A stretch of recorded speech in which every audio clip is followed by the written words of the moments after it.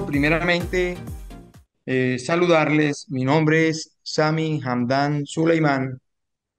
Soy instructor en el Seminario de Actas Policiales y demás aspectos procesales en materia penal. Amén, amén. Es un seminario que se está cursando en el marco de la carrera de Derecho que dicta el Instituto de Estudios Superiores de Investigación y Posgrado y que necesariamente compromete la cátedra Proyecto de Investigación. Soy abogado, egresado de la Universidad Católica de Táchira, tengo especialización en Derecho Penal, maestría en Ciencias Jurídicas y doctorado en Derecho. Aparte de todo, para que me vayan conociendo, fui fiscal del Ministerio Público con un tiempo de carrera de 21 años, hoy día felizmente jubilado, dedicado al ejercicio de la profesión. Bueno, quiero agradecer la presencia de ustedes. Hoy estamos encontrándonos con el primer módulo del Seminario de Actas Policiales y demás aspectos en materia penal. ¿Qué involucra este primer módulo? Unidad uno: constitucionalidad y legalidad. Vamos a hablar del debido proceso a la luz de la Carta Constitucional.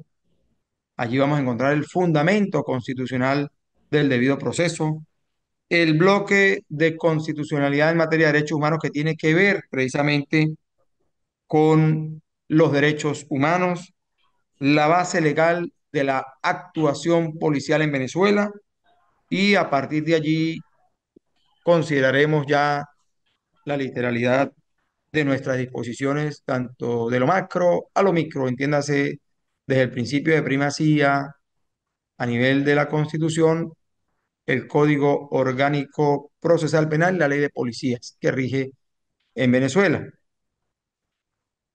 En el aula virtual ustedes podrán observar ya una asignación. Les voy a actualizar la fecha a esa asignación más tarde para que puedan cumplir con ella. Nosotros vamos a tener 6 encuentros.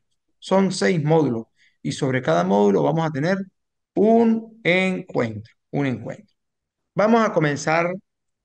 Por favor, es importante que manejen y tomen nota, manejen nuestra constitución como futuros abogados y vamos a ir tomando nota de los artículos que resultan de nuestro interés con relación al tema de las actas policiales y demás aspectos procesales en materia penal. Bueno, el primer punto que vamos a tratar es el debido proceso. Cuando nosotros revisamos nuestra constitución, nosotros podemos observar que en el título tercero, especialmente en el artículo 49, ubicamos el fundamento constitucional del debido proceso. Y es que el debido proceso no es poca cosa.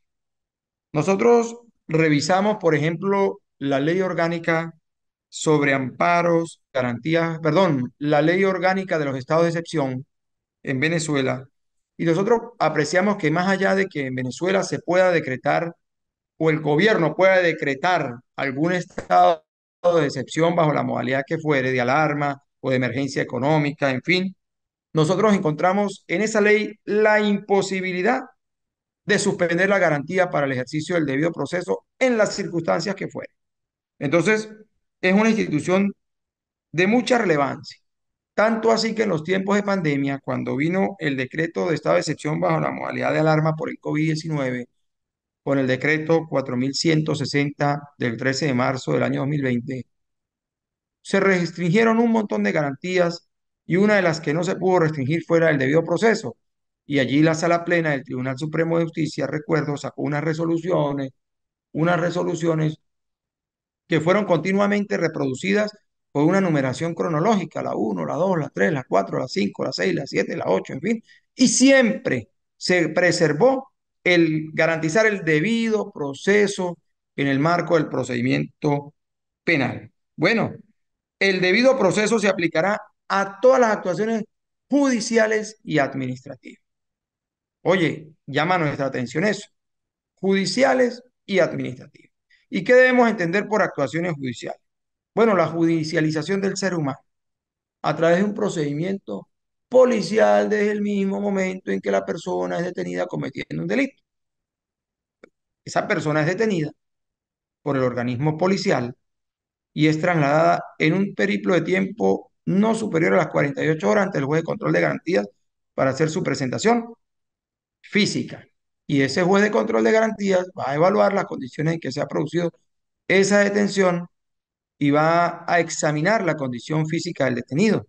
Y dependiendo de sus resultados ya verificados, pues procederá a legalizar esa detención o en su defecto procederá a ordenar su libertad sin medida de coerción personal en caso de encontrar quebrantado el tiempo o el término de las 48 horas con la posibilidad de apertura de investigación para el funcionario policial por una privación ilegítima de libertad.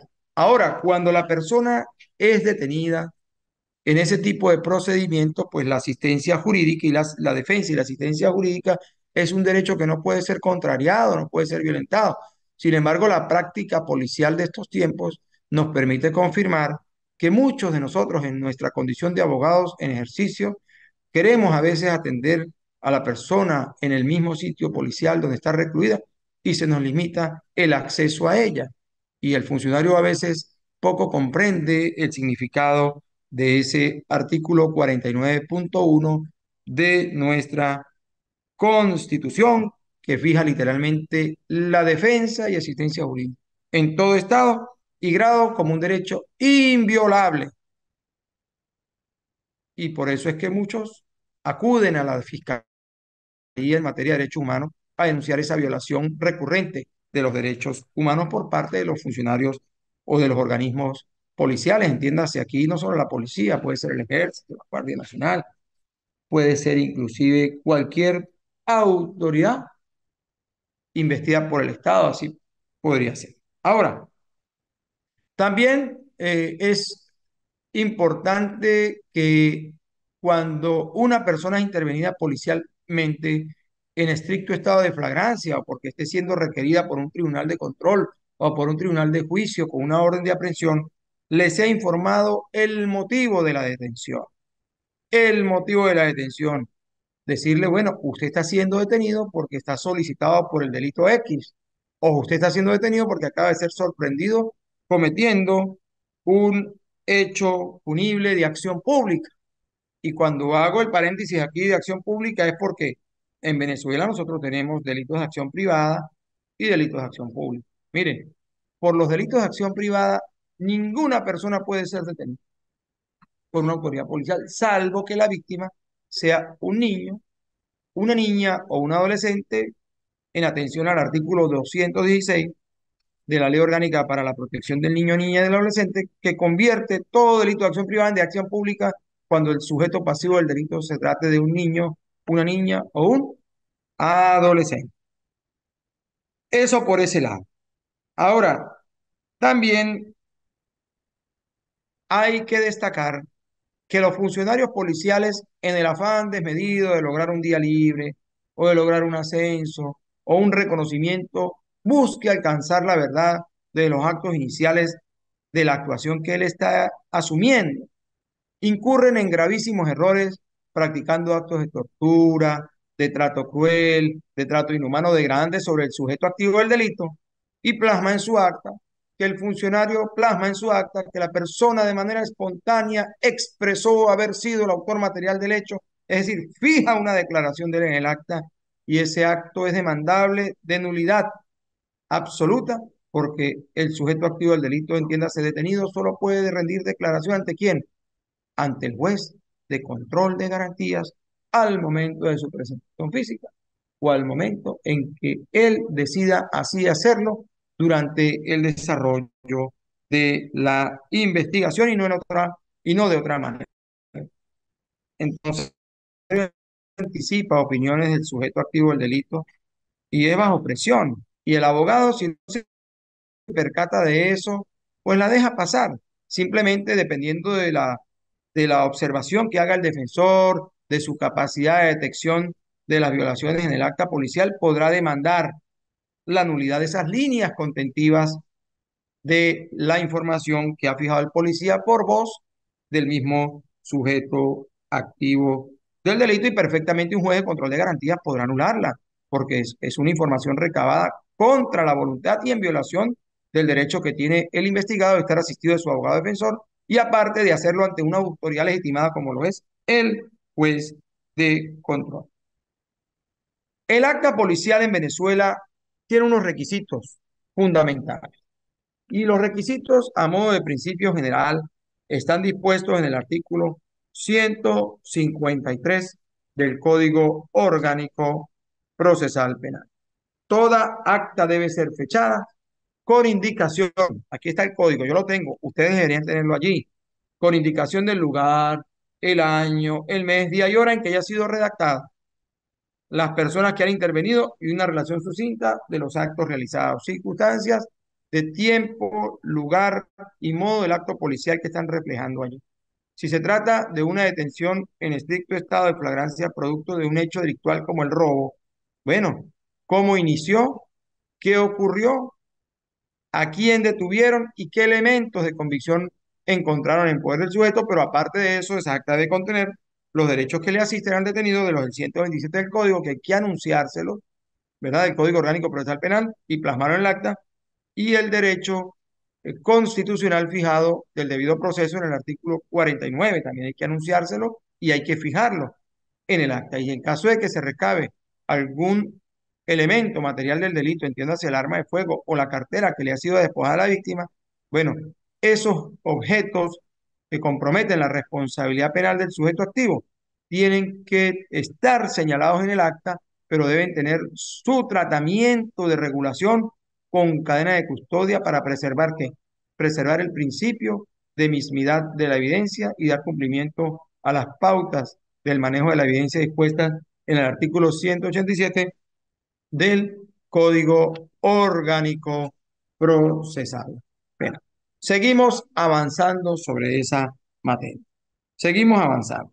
Miren, nosotros tenemos aquí artículo 257 constitucional. El proceso constituye un instrumento fundamental para la realización de la justicia. Todo lo que suene contrario al proceso constitucional y fijado en el COP es absolutamente nulo. Es contrario al principio de legalidad.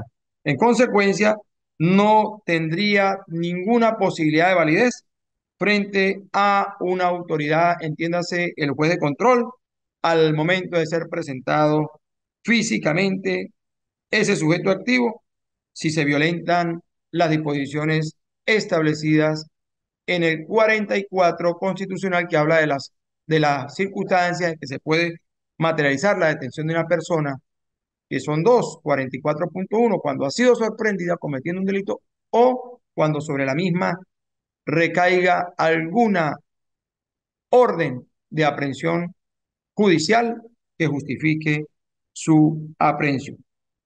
En materia de actuación policial, yo debo referir algunas disposiciones de carácter, de carácter, en materia policial, yo debo fijar algunas disposiciones de carácter transnacional, entiéndase la declaración sobre la protección de todas las personas contra tortura. Mire, Venezuela es un país modelo en el orden legislativo.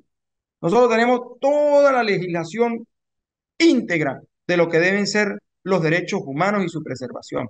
Partiendo de la misma Carta Constitucional, tenemos una constitución muy humanista, pero nos hace falta de pronto hacer valer el contenido de su letra en algunos tratamientos policiales.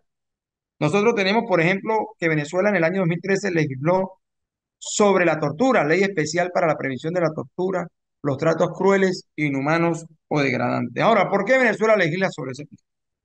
Porque nosotros somos parte de la Declaración sobre la Protección de todas las personas contra la tortura, adoptada por la Asamblea General de las Naciones Unidas el 9 de diciembre de 1975 y la finalidad de ella no fue otra que desarrollar el artículo 5 de la Declaración Universal de Derechos Humanos. Tenemos también la Declaración Americana sobre los Derechos y Deberes del Hombre del año 1948, casi que celebrada con unos meses de antelación a la Declaración Universal de Derechos Humanos y que tuvo lugar precisamente en Colombia. el Pacto Internacional de los Derechos Civiles y Políticos y la Convención Americana sobre Derechos Humanos. Nosotros tenemos el Pacto Internacional de los Derechos Civiles y Políticos como parte de nuestro derecho interno en razón a la ley aprobatoria publicada en Gaceta Oficial número 2146 del 28 de enero de 1978 y la Convención Americana sobre Derechos Humanos, la Gaceta Oficial Extraordinaria 31256 del 18 de julio de 1970. Esos instrumentos internacionales de los que pocos o muchos a lo mejor hacen caso omiso, tienen una especial trascendencia y han tenido influencia en el desarrollo de los derechos humanos en el país, en muchas otras partes del mundo. Pero también Venezuela, atendiendo la Convención contra la Tortura y Tratos o Penas Crueles, Inhumanos o Degradantes del año 1984, celebrada en la ciudad de Nueva York, y la misma Convención Interamericana contra la Tortura del 9 de diciembre del año 1985 que tuvo lugar en Lima, asumió el compromiso de legislar con ocasión al nacimiento de nuestra propia Carta Constitucional, porque nosotros teníamos, con motivo de la Constitución del 61, nosotros teníamos en la legislación penal, especialmente en el artículo 180, el delito de tortura, pero era un delito muy puntual y nosotros asumimos el compromiso de legislar desde el mismo momento en que Venezuela se hace parte de esa convención interamericana. Y parte de ese compromiso se ve reproducido en la Ley Especial para la Prevención de la Tortura, los tratos crueles, inhumanos o degradantes, ley que, por cierto, pocos policías conocen.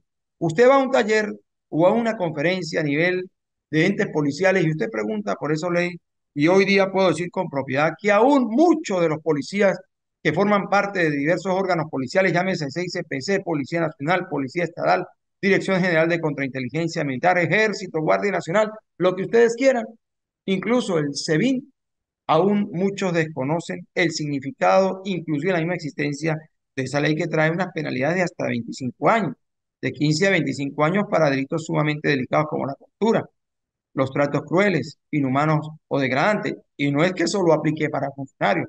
Hoy día esa legislación con un altísimo concepto moderno permite que inclusive un particular se vea en complicidad con un funcionario policial en la ejecución de hechos criminales previstos en esa ley en perjuicio de los derechos humanos. A modo de ejemplo, un funcionario policial que sea jefe de una comisaría dispone dentro de esa dependencia policial un espacio para la tortura y la persona que cocina en ese centro policial, más allá de no ser funcionaria, coadyuva en la ejecución de ese delito, trasladando al detenido de la celda, la cocinera de la celda al área de tortura. Bueno, ella no es funcionaria, pero ella es cómplice de ese delito y es cooperadora de ese delito. Es decir, el hecho de no implica que siempre y cuando exista un funcionario del servicio del Estado en la ejecución de hechos criminales de los previstos en la Ley Especial para la Prevención de la Tortura, los tratos crueles, inhumanos o degradantes, cualquier particular que ayude dentro de ese recinto policial para que la tortura se produzca, o el trato cruel o inhumano o el degradante, él vendrá siendo cómplice porque así lo dispone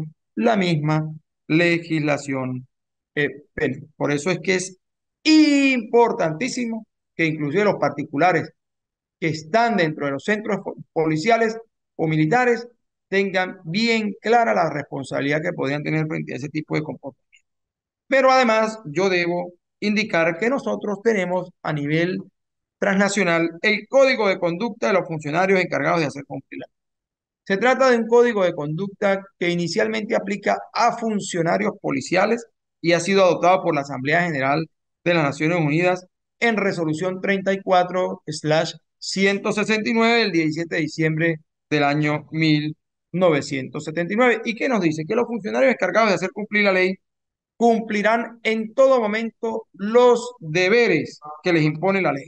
Es decir, si el funcionario tiene el deber de brindar seguridad ciudadana, debe hacerlo con sumo equilibrio, en el entendido de que esa seguridad no puede convertirse, esa seguridad de muchos no puede convertirse en desgracia de otros. Y el policía tiene que actuar de manera equilibrada. El policía debe tener pericia en el uso del arma. Si se produce un robo en una avenida sumamente transitada y ve innecesario el uso del arma de reglamento, pues no la use. Ahora, si ve en riesgo su integridad física y se ve obligado a repeler el acto criminal del sujeto activo del delito, bueno, tendrá que usarla con la pericia necesaria y no empezar a disparar a donde quiera, porque eso podría generarle a él una gravísima responsabilidad, porque se entiende que el funcionario está entrenado para poder atender ese tipo de situaciones. Así siempre me lo ha dicho una gran amiga que trabaja en las altísimas esferas del Poder Judicial, quien vive pendiente de los asuntos que tienen que ver con los cuerpos policiales. Pero me reservo el nombre de ella porque a lo mejor me está viendo en este momento. Seguimos avanzando. Base legal de actuación policial. Tenemos primero la Constitución venezolana. Segundo, tenemos un código importante que es el Código Orgánico Procesal Penal, que ustedes como estudiantes de derecho deben manejar si aman el derecho penal, o sea, lo deben conocer por cultura general, pero quienes aman el derecho penal y se ven en la posibilidad de hacer uso de su ejercicio, tienen que estudiarse el Código Orgánico Procesal Penal. Y la fuerza de ley del código y el decreto con rango, valor y fuerza de ley de la Ley Orgánica del Servicio de Policía Nacional, ¿verdad? De la Policía de Investigación, el Cuerpo de Investigaciones Científicas, Penales y Criminalísticas y el Servicio Nacional de Medicina y Ciencia Forense. Ese es el marco normativo que normalmente rige toda actuación policial. Ahora bien, nosotros atendiendo el contenido del seminario de la tarde de hoy, debemos entrar a hablar, a tratar el tema de la Constitución. Primer puntico claro y clave de todo esto. Solo es posible practicar la detención de un ser humano en este país en dos circunstancias. 44 constitucionales. Cuando es sorprendida cometiendo un delito o cuando existe una orden de aprehensión en su contra. De lo contrario, no puede ser detenida. Si una persona es aprehendida fuera de estas dos circunstancias, estaríamos frente a una privación ilegítima de libertad y la actuación del policía sería nula de nulidad absoluta en el marco de un sistema de justicia probo y apegado estrictamente a lo que dispone nuestra Constitución. Pero además, el artículo que regula en nuestro proceso penal el tema de las detenciones está previsto aquí, en el artículo 234 del Código Orgánico, que es la detención en estricto estado de flagrancia. Ese es un artículo que deben estudiar con profundidad porque el artículo define cuándo se produce una detención en circunstancias de flagrancia. Se tendrá como delito flagrante el que se esté cometiendo o el que acaba de cometerse. El que se esté cometiendo. A modo de ejemplo, les pongo un ejemplo, a lo mejor no clásico. Bueno, el típico es la persecución en caliente del sujeto activo del delito, en un robo, en una persecución por resistencia a la autoridad, lo que sea. Pero también hay eventualidades en las que se puede estar produciendo el delito de manera permanente. Ejemplo, si yo tengo en mi casa 100 toneladas de combustible almacenados ilícitamente, estoy cometiendo el delito permanente de contrabando agravado de hidrocarburos bajo la modalidad de tenencia ilícita, de almacenamiento ilícito. Es decir, ahí hay un delito absolutamente flagrante.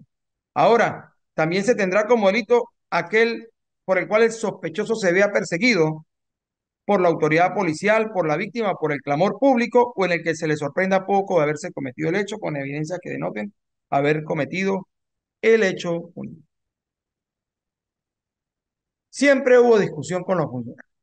Bueno, porque resulta que se producían hechos de sangre, delitos de lesiones, la noche de una fiesta, y la persona iba a denunciar a las 8 de la mañana del día siguiente, amaneciendo, y le preguntaban a qué hora fue el hecho. A las 3 de la mañana, y eran las 8 de la mañana y denunciaba a esa hora. La comisión, en el afán de tener estadísticas sobre personas detenidas, activaba los procedimientos de búsqueda y a veces duraban 15, 18 horas hasta que lograran ubicar a la persona y la detenían. Bueno, esos son detenciones arbitrarias, desde mi punto de vista. El a poco haberse cometido tiene que ver con horas límite, y es que nosotros tenemos unos límites fijados en el artículo 266 para la diligencia urgente y necesaria. ¿Qué dice ese artículo? 12 horas. En el marco de las 12 horas urgente y necesaria, pero resulta que esas 12 horas hay que considerarlas desde el punto de vista de la proporcionalidad del hecho, la proporcionalidad del hecho delictual. Si estamos hablando de un homicidio magnífico, si estamos hablando de un robo magnífico, pero si estamos hablando de unas lesiones personales intencionales levísimas que no dejaron ni siquiera marca visible en el cuerpo, vamos a activar una persecución de 12, de 18 horas de 15 horas para poder justificar una detención. Es decir, hay eventos que no toleran ese tipo de actuación. Y la otra forma de la detención está prevista en el artículo 236 del Código Orgánico Procesal Penal y que en ambos puntos que tienen que ver con el 234 y el 236 se relacionan con el artículo 44 de la Constitución. Y es que el juez de control normalmente a solicitud del Ministerio Público puede decretar la privación judicial de una persona cuando existan fundados elementos, exista primero la ocurrencia de un hecho punible que merezca pena privativa de libertad y siempre que se determine que la acción penal no se encuentra prescrita, es decir, la ocurrencia de un delito. Segundo, fundados elementos de convicción que hagan presumir que ese sujeto activo es el autor material o partícipe de ese hecho, es decir, que esté suficientemente acreditada la participación o autoría de ese sujeto activo. Y tercero, una presunción razonable por la apreciación de las circunstancias del caso particular del peligro de fuga o de obstaculización para el alcance de la verdad. Peligro de fuga porque a lo mejor ocurre en el Táchira y pueda irse a Colombia por los límites fronterizos, la cercanía o la obstaculización que se trate de un delito de orden familiar y esta persona pueda incidir sobre el relato de las personas que puedan acreditar el hecho desde el punto de vista testifical. Entonces, en esas circunstancias, para preservar la seguridad de los testigos y el alcance de la verdad en ese proceso, pues pudiera perfectamente el juez, en base a estos tres elementos concurrentes, decretar una privación judicial preventiva de libertad. Ahora bien, en el ámbito del acta policial, hemos hablado del debido proceso, hemos tratado el tema de los derechos humanos, hemos hablado de las circunstancias en que procede la privación de un ser humano en Venezuela y de los requisitos que debe contener toda acta policial con fundamento en el artículo 153 del Código Orgánico Procesal Penal y que además deben apoyarse con la ley orgánica de policía, del Cuerpo de Investigaciones Científicas Penales y Criminalísticas y del CENAMEC, del Servicio Nacional de Medicina y Ciencias Forenses. Esa es una ley que está vigente y que la vamos a utilizar en el primer módulo. Yo quisiera saber si hay alguna intervención, si quieren hacer alguna pregunta en este momento, por favor, para que me lo hagan saber de una vez, me la formulen, si es que tienen alguna interrogante que practicar o que realizar en este momento. Yo quiero pedirles a ustedes también que tengamos muy en cuenta la actividad número 1. La actividad ya está en el aula y la van a poder observar. Les voy a actualizar la fecha en la tarde de hoy para que ustedes puedan empezar a cumplir con con esa obligación de la tarea. Les voy a subir también, les voy a mandar a cargar dos videos que tienen que ver con la unidad 1 del seminario de actas policiales para que puedan mejorar el conocimiento sobre los puntos tratados en la tarde de hoy. Igual los invito a que indaguen, a que busquen, a que lean el material que está publicado. Mira, hay un material hermoso publicado en el aula virtual y que deben utilizar, porque no todo queda en manos del docente. Ustedes tienen que demostrar el interés de aprender también. Y créanme que yo voy a evaluar con mucha visión los trabajos que van a entregar. Bueno, de parte de este servidor, el abogado Sami Hamdan Suleimán, en nombre del Instituto de Estudios Superiores de Investigación y Posgrado, no me resta más que agradecer la concurrencia de ustedes y ponerme a su orden a través del aula virtual.